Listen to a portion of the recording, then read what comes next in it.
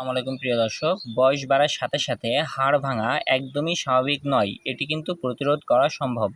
বয়স বাড়ার সাথে সাথে দেখা যায় যে বয়স্কদের পড়ে যাওয়ার ঝুঁকি এবং হাড় ভাঙার যে সম্ভাবনা এটি প্রায় বেশি দেখা যায়।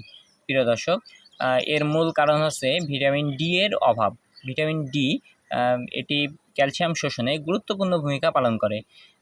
যাদের শরীরে ভিটামিন ডি ঠিকমতো তৈরি হয় না, তাদের ক্ষেত্রে দেখা যায় যে হাড় ধীরে ধীরে দুর্বল হতে থাকে এবং সেই সাথে সামান্য আঘাতে ভেঙে যাওয়ার সম্ভাবনা বেশি থাকে এবং অতি দ্রুত পড়ে যাওয়ার সম্ভাবনা অর্থাৎ বিছানাধারা হয়ে যাওয়ার সম্ভাবনা বেড়ে যায়।